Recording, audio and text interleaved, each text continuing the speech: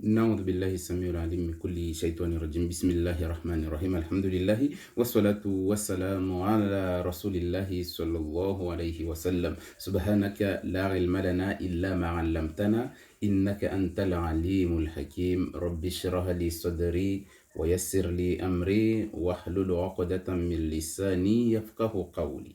Aujourd'hui, on va parler de la manière dont il faut se soigner ou on a déjà parlé un peu de ça, mais on va approfondir au moins pour que on sache exactement qu'est-ce qui nous arrive et quel diagnostic on peut se poser à nous pour qu'on sache exactement on a quoi comme problème ou ton enfant ou quelqu'un de ta famille. Il faut juste savoir que quand tu veux faire la roquia à ta famille ou à toi-même ou à ta famille proche, à ta femme ou ton mari ou à tes enfants ou à ta maman ou ça, il n'y a pas de problème. Tu peux lire autant de fois que tu veux, il n'y a aucun souci. Mais du moment auquel tu vas te mettre à aller à l'extérieur pour aller soigner des gens, des cousins, des cousines, etc., etc., et des gens éloignés, là, il faut t'attendre à ce qu'on t'attaque aussi, parce que là, vas dans un endroit auquel, normalement, pour les djinns, tu n'as pas le droit de mettre tes pieds là-bas. Donc, même le fait d'aller te renseigner quelqu'un qui a des problèmes, tu trouves quelqu'un qui a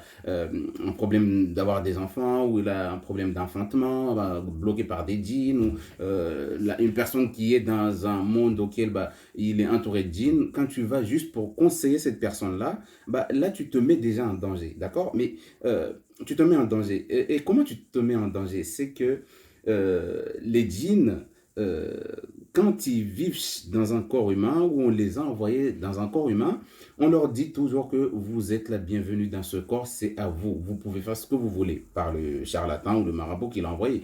Et donc, du coup, quand il vient là et qu'il trouve quelqu'un comme ça qui vient chambouler là où ils étaient, perturber leur façon de vivre à l'intérieur, parce que une fois que tu vas informer à la personne en face que tu sais, il y a le monde de la roquia, tu peux faire la roquia pour que tes problèmes partent, pardon.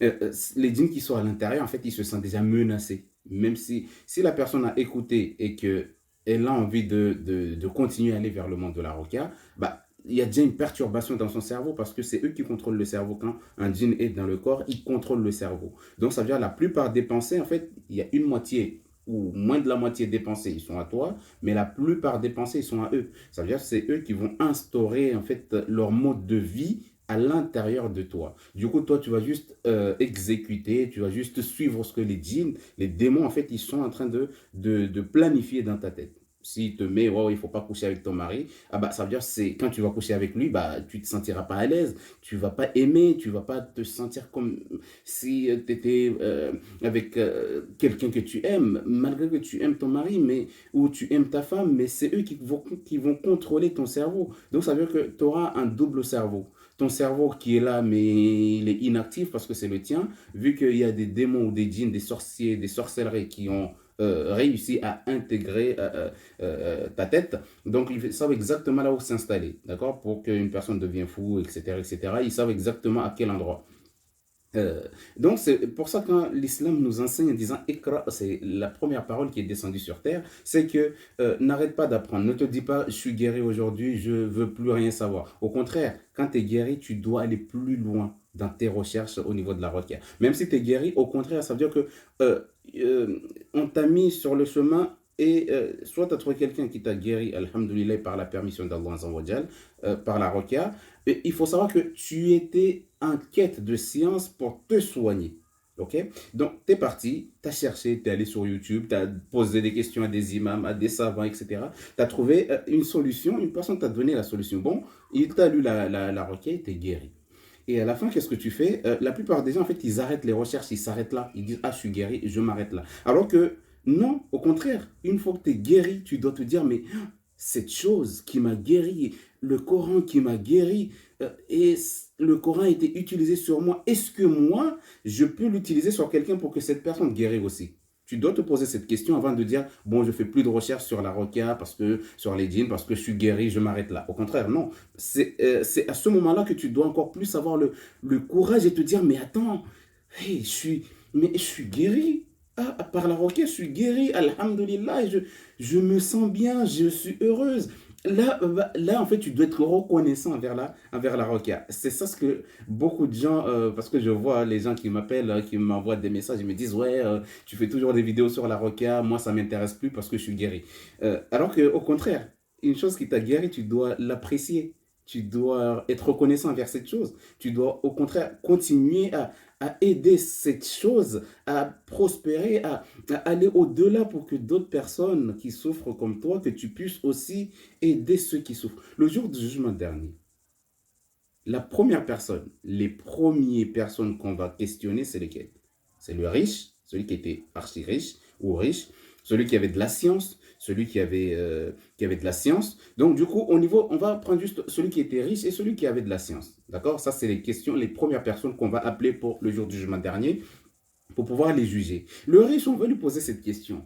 Dites-nous, monsieur ou madame telle, tu étais riche sur terre et ton argent t'a fait quoi? Mais les gens tellement ils veulent se défendre, ils vont dire moi j'ai donné l'aumône à telle personne, j'ai aidé telle personne. Les gens ils vont baratiner, ils vont balancer tout ce qui vient pour se prémunir du feu de l'enfer. Et celui qui a de la science, ah ma science, j'ai enseigné tout le monde, etc., etc. Mais la question en fait, c'est pas que tu as enseigné ou tu as aidé quelqu'un, c'est qu'est-ce que toi tu as apporté une fois que tu étais riche, qu'est-ce que tu as apporté à la Oumma, qu'est-ce que tu as apporté, est-ce que tu as rendu quelqu'un riche de ta richesse? Tu as pu ouvrir un commerce à une personne pour qu'il devienne riche à son tour ou pas? C'est ça la question que tu dois répondre. Mais c'est parce que toi, tu as fait avec ta richesse.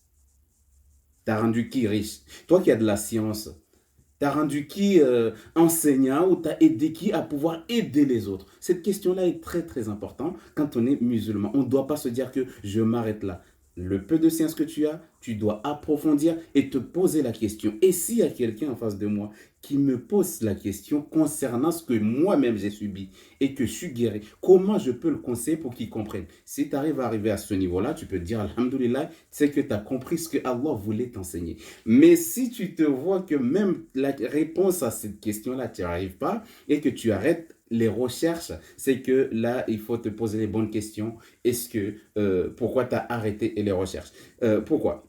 Parce qu'un jour, il y a parmi les savants, hein, nos prédécesseurs, je crois que l'histoire, beaucoup d'entre vous connaissent l'histoire, c'est que un jour, il y a une personne qui avait perdu une grande somme d'argent. Il s'est dit, il a cherché partout, il a demandé aux gens, etc. Personne ne savait où était son argent. Il se dit, ouais, comme j'arrive pas à trouver mon argent, il n'y a qu'une seule personne qui connaît l'invisible et il y a une seule personne qui peut m'aider. Et c'est Allah Azawajal. On dit une personne, mais Allah, on sait que personne ne sait comment il est, etc., etc. Donc, du coup, on utilise des fois des mots, etc., mais ça ne va pas avec lui.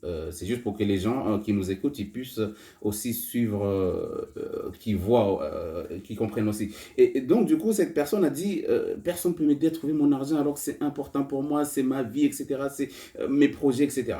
Donc, du coup, il s'est dit, bon, bah, je vais faire 2 rakats de Hajjah, Sunnatul Hajjah. Je vais demander à Allah Azawajal de m'aider à savoir exactement où est mon argent. Donc, il a fait ses ablutions, avec l'intention que je fais ses ablutions pour aller faire Sunnat al-Hajjah, pour qu'Allah m'aide à trouver mon argent, là où je l'ai perdu. Il n'a pas dit voler, son argent était perdu, il l'a posé quelque part, il ne sait pas où il l'a posé. Donc, du coup, il a commencé à faire ses ablutions, et une fois qu'il a fait ses ablutions, il vient pour aller prier. Dans sa tête, il s'est rendu compte, ah, mon argent, je l'ai posé à tel endroit. Et donc, du coup, je fais quoi?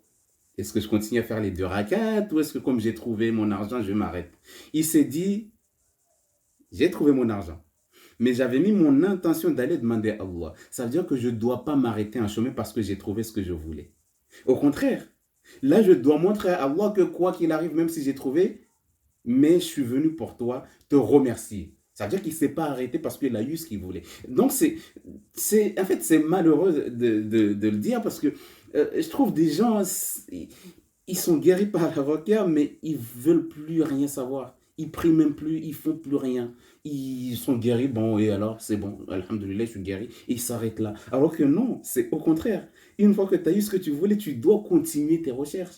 Tu dois aller plus loin jusqu'à avoir la science qu'il te faut pour que si quelqu'un de ta famille, il lui arrive ça, est-ce que tu peux l'aider rien qu'en lui donnant des conseils. C'est de cette manière-là. Donc, c'est de ce lancer-là qu'il faut se mettre dans sa tête. C'est pas parce que tu es guéri ou c'est pas parce que tu as eu ceci que tu t'arrêtes. Non, au contraire, tu dois aller plus loin, en fait. Tu dois pas t'arrêter à un si bon chemin. Tu as fait des recherches pendant des années, tu n'as rien compris. Maintenant, tu as compris, tu vois. Là, tu te poses la question, est-ce que maintenant que je suis guéri, je peux aider quelqu'un à être guéri ou à l'orienter là où il faut en lui expliquant les choses, ok? Donc, il y a beaucoup de gens parmi les gens qui écoutent mes vidéos, surtout sur YouTube, je trouve des gens qui m'appellent, ouais, je te connais pas, mais la personne qui m'a parlé de toi, il m'a tellement si bien expliqué que j'ai pas besoin d'explication, je veux juste que tu me traites. Et ça, tu lui poses n'importe quelle question alors qu'elle n'a pas suivi mes vidéos. C'est une personne qui me connaissait même pas. Mais ils arrivent à répondre. Pourquoi? Parce que les gens, il y a des gens qui sont courageux, machallah.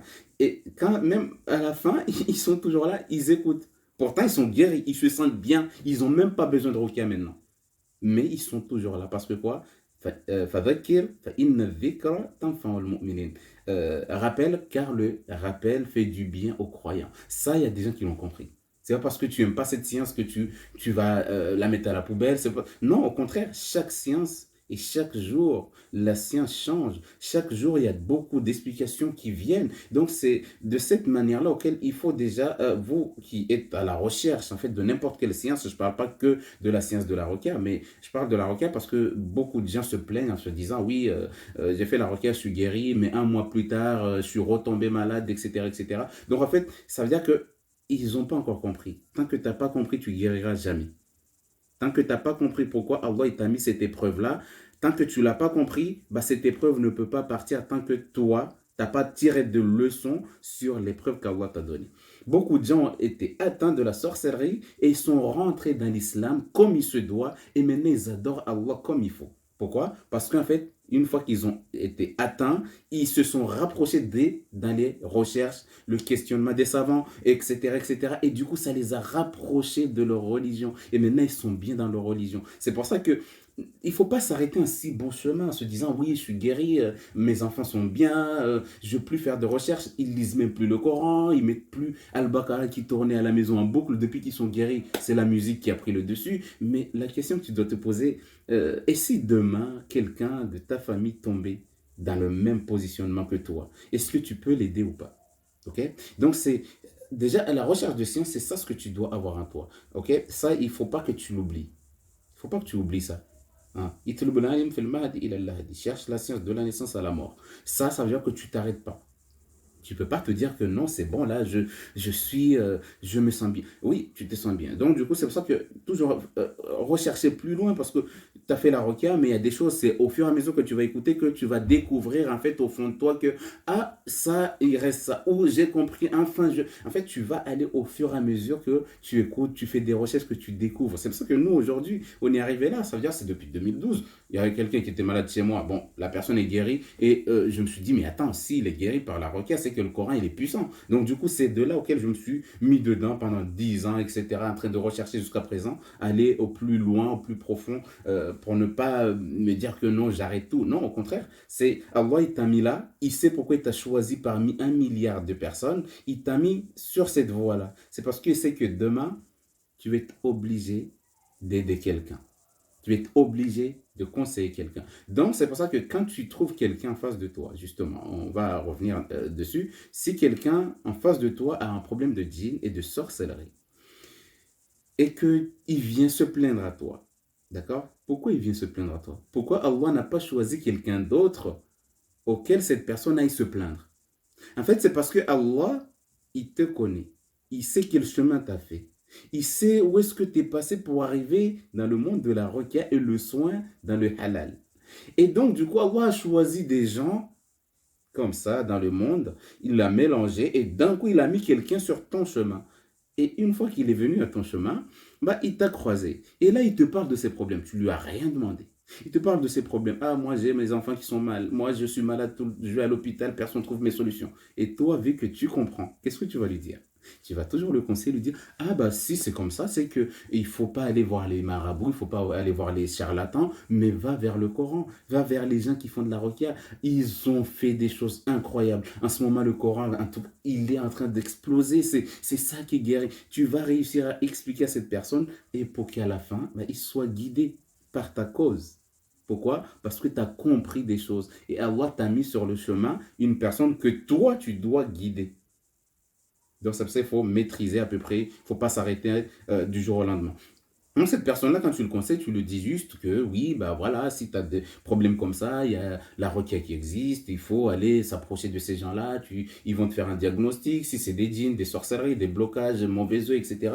Ils savent comment enlever ça. Va pas vers les charlatans, parce que si tu vas vers ces genres de personnes-là, bah, tu risques de t'égarer et tu risques aussi de aller te trouver dans des problèmes auxquels tes prières ne sont pas acceptées, tu es mécréant alors que tu es en train de prier. Donc, ils vont te conseiller, il faut le conseiller, orienter vers le bien. Et après, tu ne peux pas obliger quelqu'un, c'est à elle de voir est-ce qu'elle vient ou elle ne vient pas. D'accord? Donc c'est pour ça que quand tu veux te soigner, ce qu'il faut faire, c'est qu'il faut te faire un diagnostic déjà. C'est pour ça qu'au fur et à mesure que tu écoutes des vidéos de Rokia, les diagnostics de certains, etc., tu vas aller jusqu'à te faire un diagnostic. Ah bah j'ai entendu parmi les gens qui expliquent la Rokia que quand tu te sens faible, quand tu te sens tout le temps fatigué, quand tu te sens mal, quand tu as une maladie auquel les médecins n'arrivent pas à trouver de solution, si tu es stressé tout le temps, si tu as du mal à dormir, c'est que tu as une sorcellerie de soit blocage, soit une sorcellerie faite à l'intérieur de toi, soit on t'a mis une maladie par les djinns, les démons, etc. Donc du coup, c'est pour ça que Allah a choisi cette voie-là. Donc une fois que tu as trouvé ton problème, ah bah, la solution n'est pas loin. Donc là, quand tu vas lire le Coran, tu vas mettre l'intention d'annuler ce mal. Parce que là, maintenant, tu sais ce qui t'embête en toi. Ok? C'est de cette manière-là comment il faut se diagnostiquer. Mais pour te diagnostiquer efficacement, il faut vraiment que tu regardes, que tu apprennes, que tu cherches les gens qui parlent de ça, les savants qui parlent de ça, les gens du monde de la requête qui parlent de ce genre de choses-là. Il faut que tu sois vraiment attentif à ces genres de choses-là. Prendre un cahier, un stylo, noter les diagnostics, je sais pas. Après, tu viens t'installer, tu regardes à peu près ce qu'ils ont expliqué, ce que ça correspond à tes problèmes, etc. Mais dans tout ça, comme j'explique tout le temps, il faut toujours aller voir le médecin. Si on est anémié, prendre du fer ou manger les aliments qu'il faut, etc. Tu as fait tout ça, mais rien ne marche. C'est que là, maintenant, tu peux t'orienter vers le monde de la Ruqya, Inch'Allah ta'ala, et Allah mettra la bénédiction du Coran à l'intérieur de toi pour que tu guéris. Mais il ne faut pas se dire que je suis guéri, j'arrête tout. Au contraire, continue. Allah, il sait pourquoi il t'a mis sur ce chemin-là. Il sait que bientôt, dans un avenir proche, tu vas être obligé d'être confronté à une personne. Tout le temps, je raconte cette histoire. À l'époque, quand j'apprenais la Ruqya, je me disais, mais j'apprends la Ruqya, c'est bon, j'arrive à soigner ma famille, etc., tout va bien. Mais pourquoi j'approfondis encore? Pourquoi je vais encore plus loin? Euh, Ma question était répondue comment? Un jour, je suis descendu à Mayotte, comme ça, en vacances. Et quand je suis descendu à Mayotte, je suis allé à la plage. Et quand je suis allé à la plage, j'étais en train de me balader comme ça, en train de prendre l'air, en train de euh, voilà, profiter de cette plage en vacances. Donc, du coup, je marchais et je vois une foule qui s'oriente vers une place auquel il, il y avait de la musique, en fait, à ce niveau-là. Donc, du coup, il y a une foule qui entourait quelqu'un, mais je ne comprenais pas. Je dis, mais attends, pourquoi ces gens-là, ils sont tous ils sont tous orientés vers cette assemblée. Et j'arrive là, je trouve qu'en fait, les gens, vu que la plupart étaient ignorants de ce genre de choses-là, ils ont trouvé que c'est une jeune femme de 16, 17 ans ou 18 ans, en fait, qui était possédée par des démons. D'accord? Et les possédés, il est en train de bouger de partout et les gens sont là en train de l'applaudir, en train de l'aider encore à plus approfondir. On est à la plage, il y a du monde, elle est habillée, mais pas vraiment comme il faut. Et ne sait même pas qui elle est. Maintenant, elle est devenue autre chose. Les démons ont pris possession d'elle et les gens sont en train de l'applaudir, en train d'être contents. Ouais, comme ça. Enfin, c'est. Voilà, ils étaient en train de danser sur elle, en la poussant à danser aussi, et tout ça. Et donc, c'est de là auquel j'arrive à cet endroit-là, je m'arrête.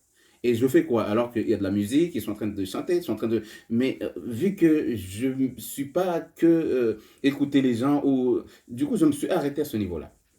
Et quand je me suis arrêté, je regarde, je trouve que là, elle est entourée des gens qui sont contents de la voir comme ça. Parce que c'est coutume, les gens, ils sont habitués à ça. Quand ils voient ça, ils font un truc qu'on appelle rumbo dans notre langue. Les gens, ça veut dire ils vont applaudir les démons pour que, voilà, ils dansent, ils se sentent bien dans un corps. Que Dieu nous guide et nous protège et protège tous les gens qui sont dans ce genre de choses-là.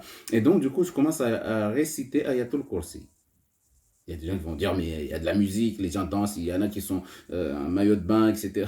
Mais qu'est-ce que tu fais avec un Ayatul Kursi à ce niveau-là? Mais en fait, le Ayatul Kursi, je sais que nos intentions agissent dans le monde invisible. Si tu te répètes ça plusieurs fois jusqu'à ce que tu comprends cette phrase, nos intentions agissent dans le monde invisible. Nos intentions agissent dans le monde invisible. Un djinn peut être en Afrique, un djinn peut être en France, un djinn peut être en Norvège, un djinn peut être en Italie, et moi assis là à Paris comme ça, mon intention peut agir sur là où il est. S'il il possède quelqu'un qui est en France et qu'il a son lien direct avec le djinn qui est en Italie, eh ben, quand tu récites sur la personne avec ton intention, c'est pour ça qu'il faut vraiment connaître c'est quoi les intentions en fait. C'est pourquoi l'islam il met l'accent sur les intentions. Parce que ton intention agit dans le monde invisible. Ok? Donc, moi, de là où tout le monde danse, etc., moi, je récitais tout le corset. Tout le monde danse, tout le monde tape les mains, tout le monde est content, etc. Ils sont contents de voir la jeune. Et moi, je suis juste là, je récite Ayatul Kursi. Chacun fait sa vie. Moi, j'ai le droit de réciter ce que je veux. Eux, ils sont là, ils tapent, ils dansent, etc. J'ai le droit de réciter ce que je veux. Partout où je suis. Sauf dans les toilettes. Et même pour rentrer aux toilettes, il y a des invocations aussi pour rentrer. Donc, moi, j'étais là, je récitais mon Ayatul Kursi. Allahu la ilaha illa huwa al-hayyul qayyum. لا تأخذه سنة ولا نوم له ما في السماوات وما في الأرض من ذا الذي يشفع عنده إلا بإذنه يعلم ما بين أيديهم وما خلفهم ولا يحيطون بشيء من علمه إلا بما شاء وسع كرسيه السماوات والأرض ولا يؤوده حفظهما وهو العلي العظيم. J'étais là avec mon Ayatul Kursi. Parce que je savais que nos intentions, même si le djinn, il est entouré du monde, mais ce que je ressens et ce que je suis en train de penser et la façon de réciter, je sais exactement quel niveau doit aller ce Coran-là sur la personne. Nos intentions agissent dans le monde invisible. Ça, il faut le savoir. Il faut le savoir. Pourquoi je dis aux gens, quand tu fais un rêve auquel on t'a attaqué, tu es réveillé le matin, soit dans le rêve, tu arrives à contrôler ton rêve, ça c'est une science à part, ou soit, une fois réveillé, tu penses au rêve et tu refermes les yeux et tu penses au rêve. Ça veut dire que même si le djinn était venu à 4 heures du matin, quand toi tu mets ton intention en fermant les yeux, que tu rentres dans le rêve, en fait, dans le monde invisible, le temps n'existe pas. Ok? Donc, à n'importe quel moment que tu fermes les yeux, tu mets ton intention de retourner dans le rêve, en fait, tu vas vivre les mêmes actions avec les mêmes personnages. Même s'il est parti en Allemagne, même s'il est parti je ne sais pas où. Mais quand tu mets ton intention, partout où il est, il revient vivre la même action. Et c'est toi qui vas le contrôler. Donc, c'est pour ça que nos intentions agissent dans le monde invisible. Tu trouves quelqu'un qui a des djinns, qui est possédé par des djinns, etc., etc. Tu mets juste ton intention, mais pour mettre l'intention, il faut savoir ce que tu fais aussi. D'où le fait auquel c'est les intentions et il faut savoir faire un diagnostic. Le diagnostic, c'est savoir que cette personne a un problème. Pourquoi quand on lit le Coran sur quelqu'un, on ne sait même pas ce qu'elle a à l'intérieur d'elle et quand on récite, il y a un djinn qui monte et qui veut se battre. Pourquoi? Parce que ce que tu lisais avec ton intention, ça le creusait là où il était. Il brûlait là où il était. Il était en train de mourir. Il y a tous ses enfants qui sont devenus handicapés. Du coup, quand il voit que toute sa famille commence à être atteinte par ce que tu récites, ah bah, il décide de quitter le corps.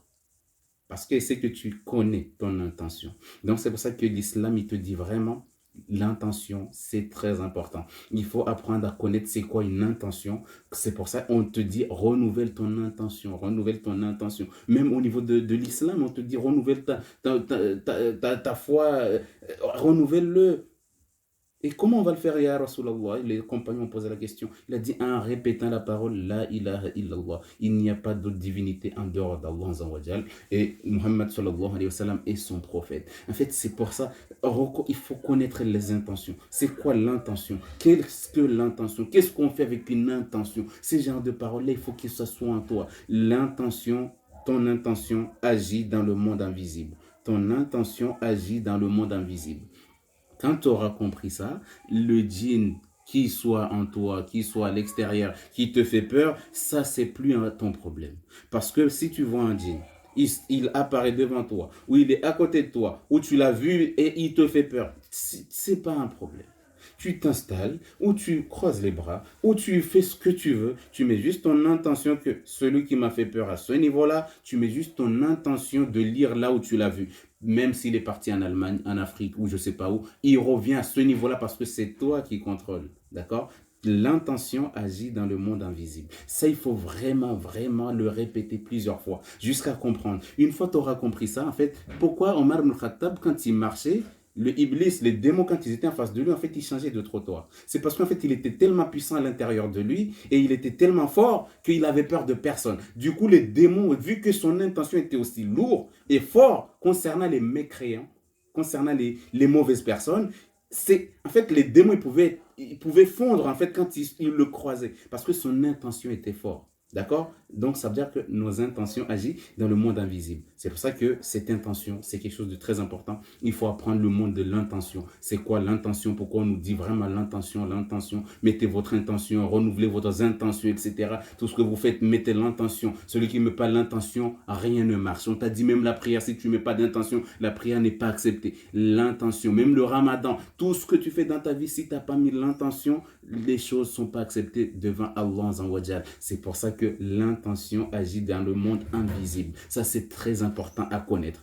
Donc, on va s'arrêter là pour aujourd'hui, Inch'Allah. On se reverra pour une autre vidéo, qu'on continuera, Inch'Allah, à se faire des rappels, Inch'Allah. On est avec Allah et Allah est avec nous. Et continuez vos recherches, ne vous arrêtez pas en si bon chemin. Donc, du coup, allez au plus loin, parce que je sais que si Allah vous a mis dans ce chemin de la Ruqya, s'il vous a choisi parmi tant d'autres et vous a mis dans le chemin auquel vous appréciez les sciences de Ruqya, c'est qu'un jour, vous allez aider du monde. Donc, c'est pour ça que vous êtes les meilleurs et tu es la meilleure des personnes et Allah il sait pourquoi il t'a mis là, c'est qu'il sait que au fond de toi tu es quelqu'un de bien et tu es quelqu'un qui aime le bien pour les autres. Donc du coup, soit c'est pour ta famille ou pour tes enfants ou pour un avenir proche, il y a quelqu'un qui va venir vers toi, mais ne t'inquiète pas si tu vois ce genre de choses là. Si tu n'arrives pas à soigner quelqu'un, appelle des professionnels. Mais sinon, fais à ta famille, essaye d'abord. Il y a la vidéo que j'ai mis il n'y a pas longtemps là, concernant la façon dont il faut mettre les intentions, comment il faut